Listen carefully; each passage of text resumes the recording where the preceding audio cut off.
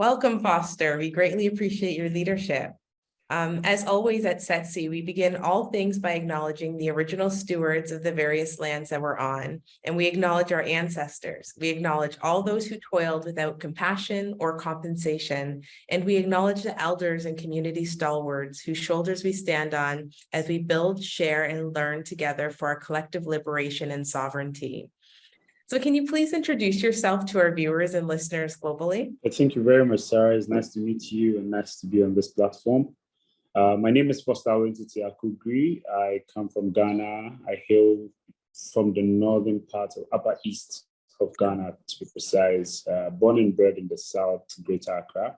I have not lost my roots. I identify clearly and speak my local dialect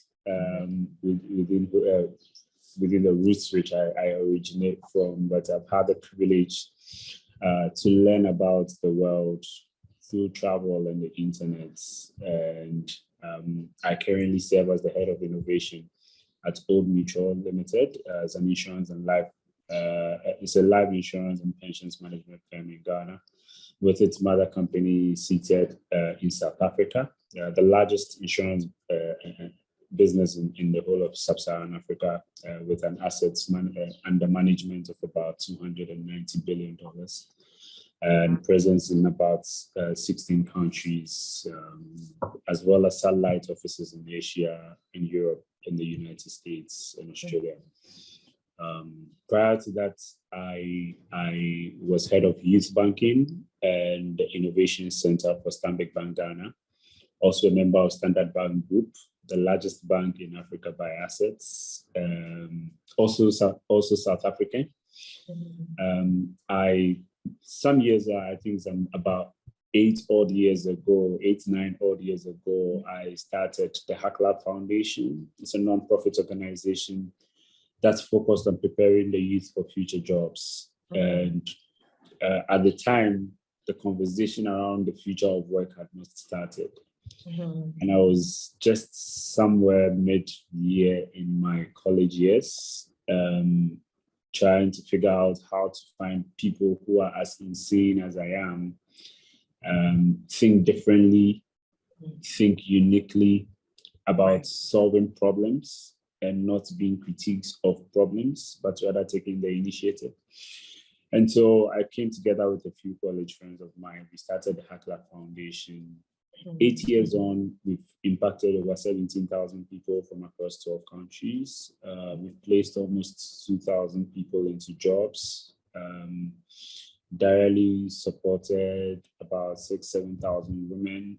And we continue to grow and do what we do best, which is leveraging hackathons as an instrument to convene, and on the back of convening these people, giving them access to technology tools, resources to learn at their own pace.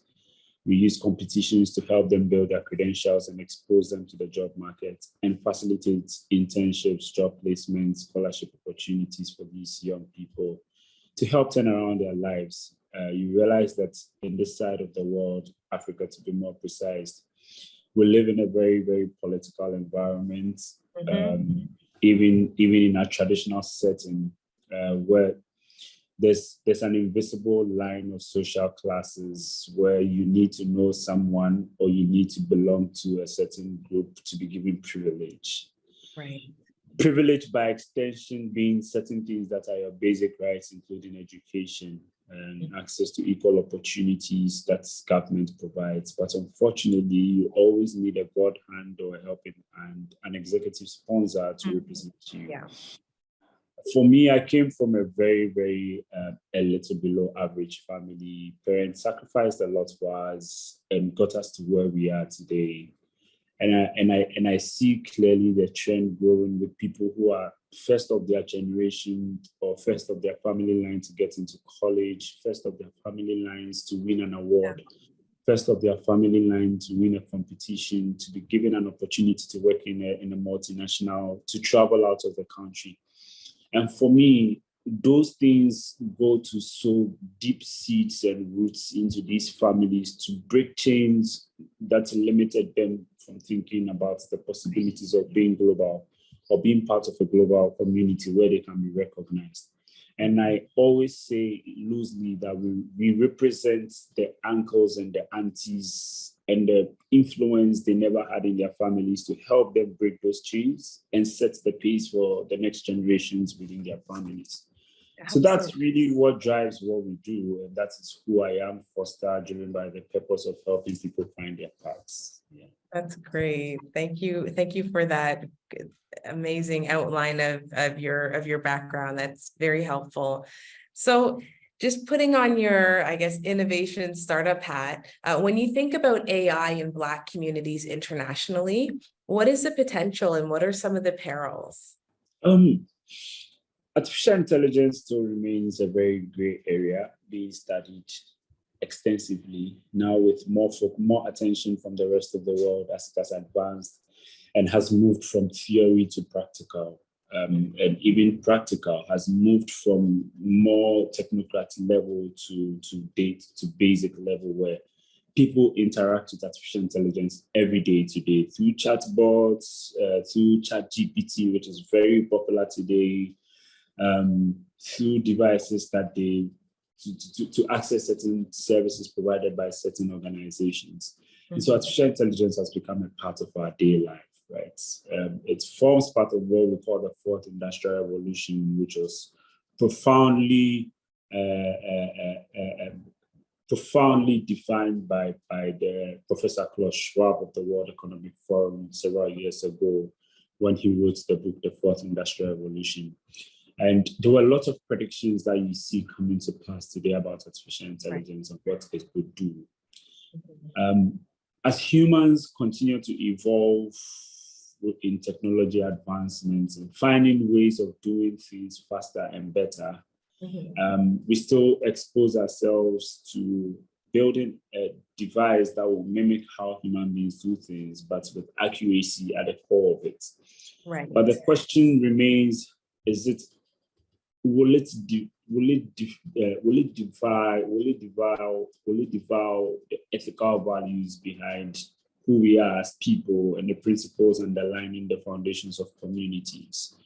And what role do machines play in our lives today, and what role do human beings play in the community development? What will be preserved and remained for human beings, and what will be preserved or what would be allowed for the machines to take over? And this paradox remains a debate globally as to whether AI today is ethical or unethical. And I'm sure along the lines of the conversation, we'll go extensively into some of these thematic areas. Right. So how have you seen entrepreneurs using AI to scale their businesses in sub-Saharan Africa? I'll use myself as an example, right? I am a management consultant in the background, practicing for about 7 years. In my I started using ChatGPT in December 2022 when it was not yet public, because I belong to the OpenAI community and I had the privilege to test it. And between then and now, my outputs, compared to my outputs for the last 6 years of my practice, has been enormously multiplied. Right. I mean, I can take on more tasks now with less with less extra hands needed for research, for analysis, right. and for administrative tasks like putting together documents and all of that, referencing, etc.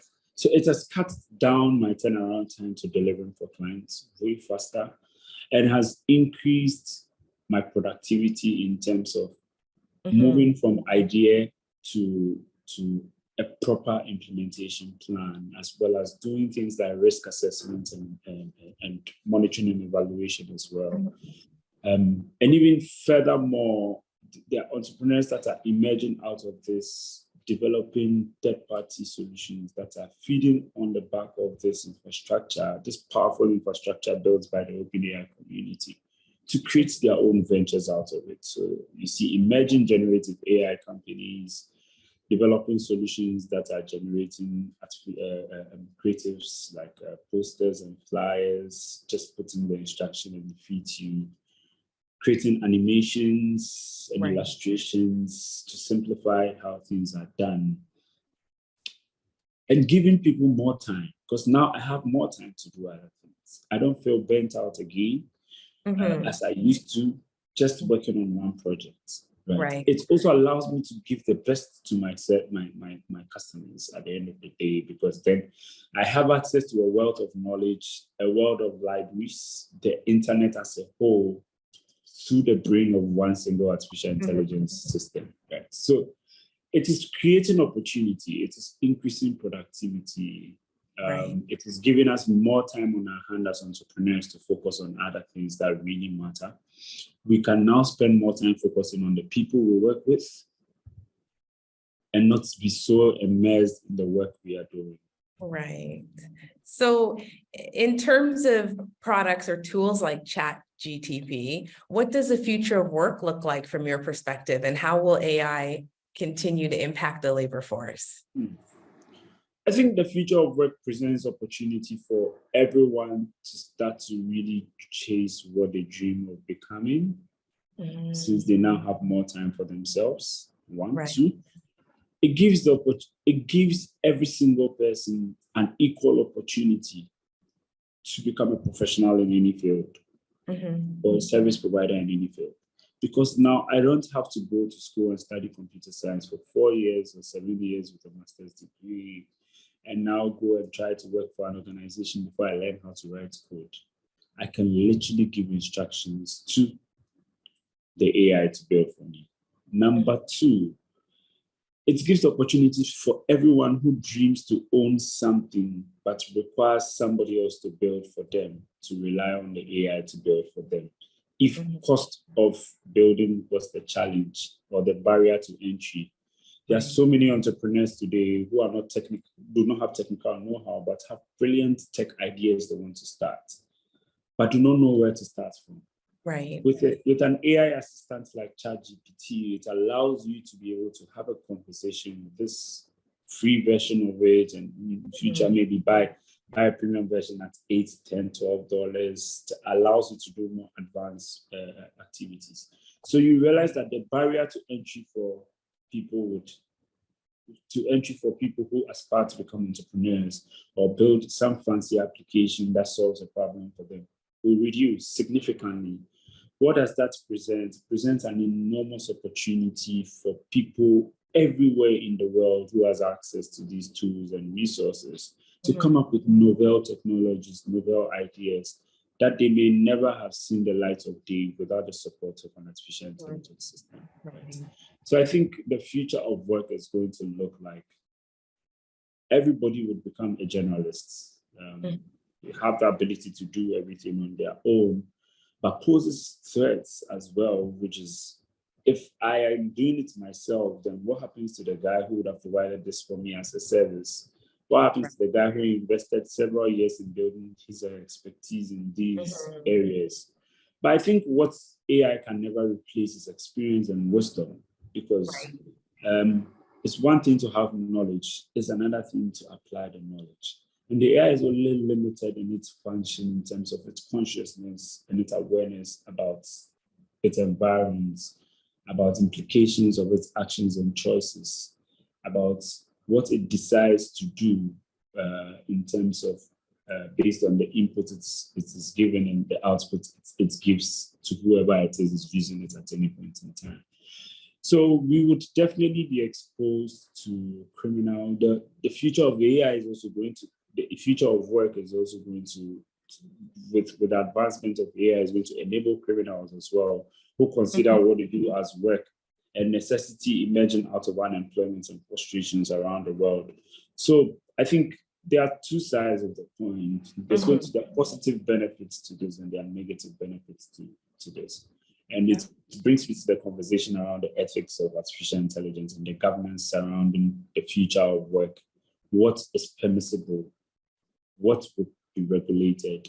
What will be deregulated? What will be allowed and what will be allowed? And how will this be monitored in real time to prevent crime from increasing.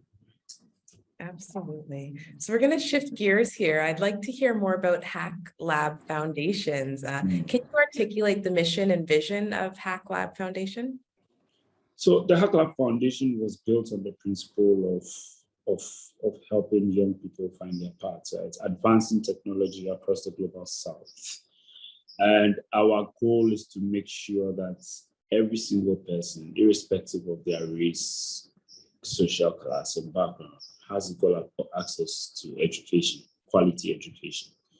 So what we do at the Hacklab Foundation has simply been to be a knowledge broker between the corporate organizations who invest in building these platforms to make accessible their technology to these young lads to build their ideas on top of. Because if I went to school today and I studied computer science, and I was taught ERPs, enterprise resource planning or processing tools, but I never had the chance to see what SAP looks like. Right. An SAP ERP looks like, just because I cannot afford a subscription of an SAP ERP. What do I do to build the necessary industry experience? I either have to go for an internship, which is also limited in slots compared to the number of students actively in school. Right. And so there's always a goose chase. There's always the survival of the fittest. The Charles Darwin's theory always plays every single time there's resource struggle between people for the same opportunity. What Hacklab does is to create an abundance of these resources to people wherever they are by making sure we connect with the right organizations, listen to the pain points of our young community members and say, okay, we see an emerging group of people who are enthusiastic about artificial intelligence. And so this year we are going to focus on this thematic area. The world in 2 or 3 years is going to demand blockchain experts. And so let's host a blockchain hackathon now. Let's start to talk about blockchain. Let's partner with organizations who are far advanced in building these solutions to educate our community members so that 2 years from now, they would have already acquired the knowledge, developed projects and build the necessary skill sets and be ready for industry. So I always say that the Hacklab Foundation is on a mission to leapfrogging or taking a step ahead of industry by preparing the skills that will be required for the future, right? So we anticipate from research, we anticipate from sentiments, we anticipate from directions of global conversations and start to build the necessary, start a conversation at the grassroots, in the communities, in the universities, in the senior high schools, on the streets, through blue collar, people who are already working and need to start to repurpose themselves to stay relevant in their organizations. We have communities that range from the ages of 7 all the way to 40, 45. Wow. That allows people to pivot in their career if they're already advanced in their career, but also to instill that knowledge in them right from the onset. They say, train a child the way he should go, and when he goes, he shall never depart from it. Or the early bird catches the early worm. So if you're a parent and you aspire your child to become a tech enthusiast, a tech novice, a tech expert, then that is where you start from. If you've already broken out of you're already in the peaking in your career and you're not tech savvy, it's never too late as a novice to start to build your skills to become a professional. And we are always there to guide you, right? And that's is a nutshell of the services we provide. Under the Hacklab Foundation, we have different subsidiaries. There's Hacklab Women, which is the dearest to my heart. Second to that is Hacklab Junior. Hacklab Women focuses on a model we designed called the ODAC model, Outreach, Dialogue, Advocacy, and Community Building. The reason why we set up Hacklab Women 2 years ago was because for the last 5 years prior to setting up Hacklab Women, we struggled with closing our gender quota in every single project we were doing. Our success rate in terms of female participation in most of our programs was hovering around 18 to 25% most of the time. The only times we had 100% women participation in a project was because the whole project was designed for women. Right? We went on to design funds like travel grants for people to participate in our program. We defined special award categories in most of our competitions and hackathons, just to reward women who participated in the programs. Right. We designed programs that focus solely on women, but we realized that we needed to tackle the problem. We needed to break certain social foundations, right? We needed to go back to understand who a woman is. What are the things that surround a woman, and what are the circumstances that surround a woman's decision and prioritization? Right. Right? If a woman is not healthy, let's say a woman is in her period and she doesn't have the right care, the right tools and resources. Right. It is a bigger priority to her than telling her about STEM. Right? Yeah. There's a class of women who come from families where women can never touch technology devices because it's forbidden. It is a man's world. STEM is a man's world. Engineering is a man's world. Being a doctor is a man's world. And so you need to break those social norms first before you can do anything. You can preach any gospel to them. Right. And so the outreach, dialogue, advocacy, community building allows us to use the outreach vehicle to go out there and listen to women and what their real problems are. Okay. Right? The dialogue are forums that we set up to identify thematic areas that run across women and be able to categorize and address their problems more specifically within those categories. Right. The advocacy vehicle allows us to extract from the dialogue actionable plans that require advocacy, education, lobbying, to get some of these barriers lifted for women. And the community is built to sustain the first three vehicles, right? Right. To continuously recruit people into this community of like-minded women who share in problems, pain, and suffering, who share in identities of challenges they face, who share in identities in terms of aspirations, and to connect them with other women who have broken out of the ceiling, to inspire them and become the blueprints they live their lives towards. Right? So that is really what Hacklab Women does.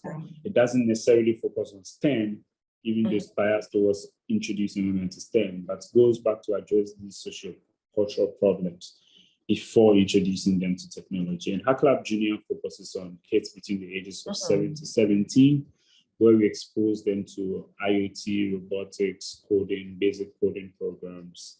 And then we put them into competitions, hackathons to challenge them. I believe that human beings thrive better or learn better or do better or get more innovative when you put them in a healthy competition. Hence why we use that as a tool at all levels of our program design. So that is really who Hacklab is. Yeah.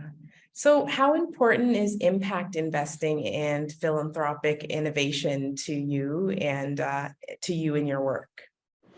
There's only so much you can do as a nonprofit, to be honest, without external support. The advantage you have is when you start small, you learn fast about what works and what doesn't work. You get to listen more clearly to the voices of the people you're trying to support and be able to develop clear challenge statements and connect the right impact investors to support you to scale. And so when you have gotten to the point where you have identified this clear challenge statement and built a community of people who believe in you, you now have to have the resources to be able to move it, elevate it, to be able to meet your promise to them, to say, we want to get you here because you gave us this information, but we need the resources to get there. And most of the time, it's difficult to really crack a sustainable financial model for a nonprofit organization. Right. So impact investing, that has that flexibility to help guide you transition from just giving to creating a loop of giving and receiving to sustain the cause. Because at that point, you prioritize impact, social impact, and stakeholder interests before shareholder interests.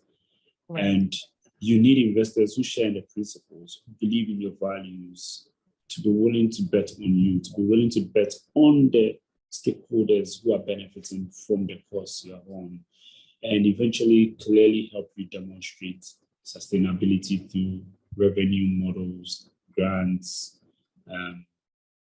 some sort of recurring revenue streams that come from program implementation, etc., etc. And at the end of the day, that is what will really lead you through your philanthropic journey, because it's not an easy task. It's not an easy task. So what is your ultimate goal with Hacklab's foundation, and what does success look like to you and your colleagues? So for me, by 2030, we launched in 2021, we launched a strategy called the Decade of Action Strategy, which was to lead us to our mission, our goals in 2030. Say we would have impacted 1 million people. We would have helped 400,000 women through our journey, and which is about 40% of the quota minimum. If we do 60%, hallelujah. Right? Success for us is when we have achieved the goal of the aspirational structures we want to put in place, the institutions we want to build. We want to build an engineering school that is TVET focused, right? Where you do not have to go to the university for 4 years to learn how to become a UX UI designer, to be a graphic designer, to be a product manager. You learn hands-on through another entity that we will develop called the Hacklab Engineering Excellence Center, which is basically a business process outsourcing center. Companies or corporate organizations continue to downsize, and you have seen how there's been significant cuts in employees in most of the organizations, and rather outsource that to serve those services to BPO companies to provide these services for them. Everyone who gets probably cut out of a professional job could potentially be a beneficiary of our Engineering Excellence Center, where we research, where we develop solutions, and where we outsource our expertise to these organizations. And then there's the Hacklab Ventures, which is basically a venture capital, an impact investing venture capital that leverages the Engineering Service Excellence Center to help people who want to become tech entrepreneurs or impact entrepreneurs to build their solutions for them through the Engineering Excellence Center. So once you graduate out of our institution, where you learn, the academic institution where you learn, or the TVET school where you learn things around the future of work, you get employed by our Excellence Center. You transition into the Excellence Center.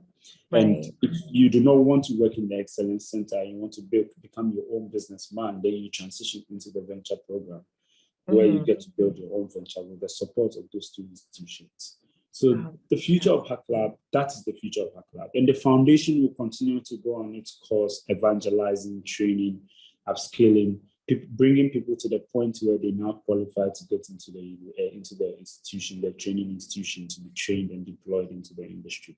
So that is really what Hacklab's future looks like for us in terms of journey. And our arms are open. We've designed these things for the last 2 years, consistently preaching the gospel to organizations to help support us with the necessary resource and funding we need to implement this. At the end of the day, it boils down to having the necessary sponsorship to deliver. And we can only do so much on our own. So that is really what the future of Hacklab looks like.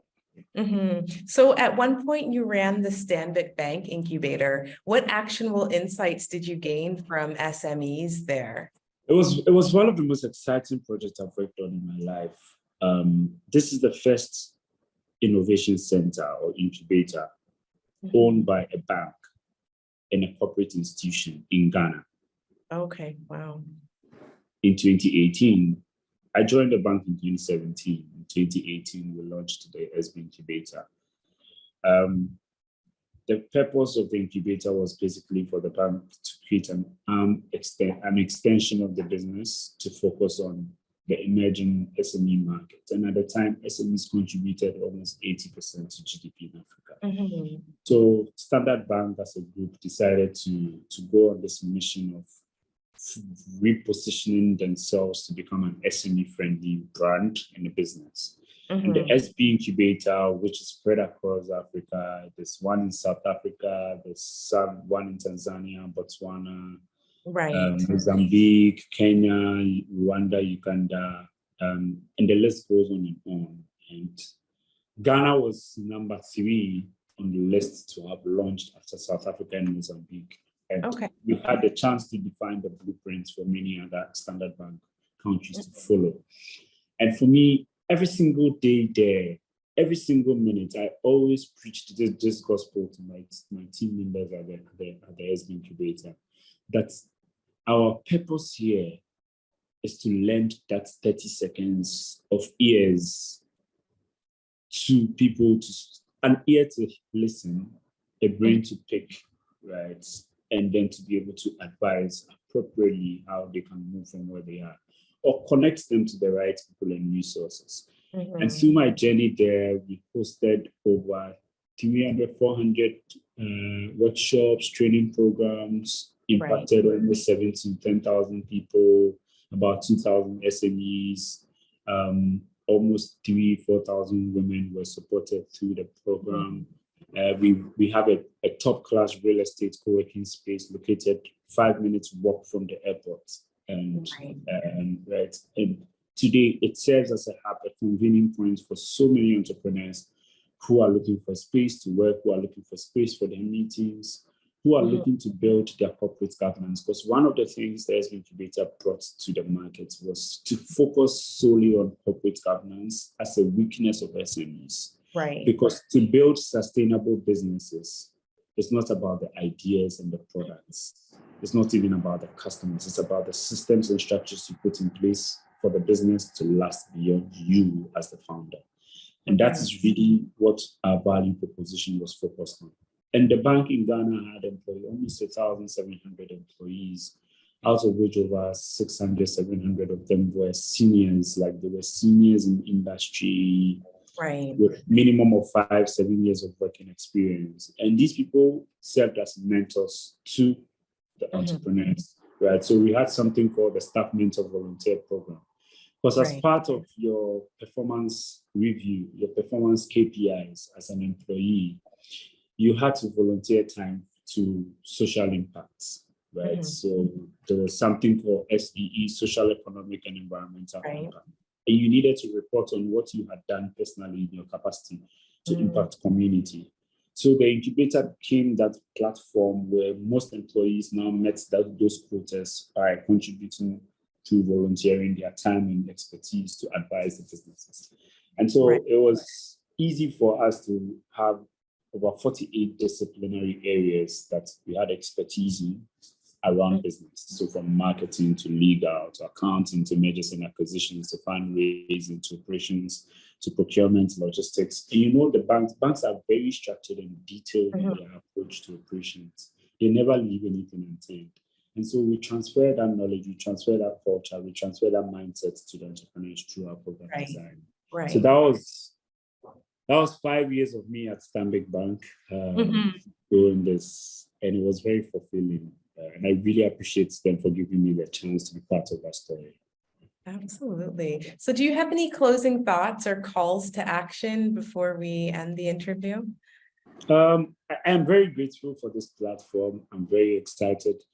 I see that for us to see change, we need to keep resounding in the minds 2,000 channels. If there are 1,001 people preaching this gospel, creating these channels, using these channels to reach 10, 100, 1,000, 1 million people, we just need to keep dropping those little drops of change into the ocean until the entire ocean becomes a change. And that is when we will see real impact happening, because it starts from the mind. And these conversations are basically to induce the mind to start to think different, to start to see different, to be inspired and to be motivated to wake up every single day and see opportunities where there are problems and not see just problems because there are problems. And I would love to leave everyone who listens to this to repurpose themselves to become change agents, because to see change, the change you seek starts from you, in your community, in your family, to the next person standing by you. And to you as a person, you have to learn to lead yourself first before you can lead other people. So I'm very grateful for this opportunity, and I'll keep following your channel as well. My name is Foster. You can connect with me on LinkedIn, Foster Awintiti Akugri, and I'm happy to keep the conversation going. Absolutely. We'll put the link and all your details in the description, but we just want to appreciate you for your time and remarkable leadership. And before we close, we want to close the same way that we began, by acknowledging the original stewards of the various lands that we're on, and also acknowledging our ancestors. We acknowledge all those who toiled without compassion or compensation, and we acknowledge the elders and community stalwarts whose shoulders we stand on as we build, share, and learn together for our collective liberation and sovereignty. Thank you very much, Foster.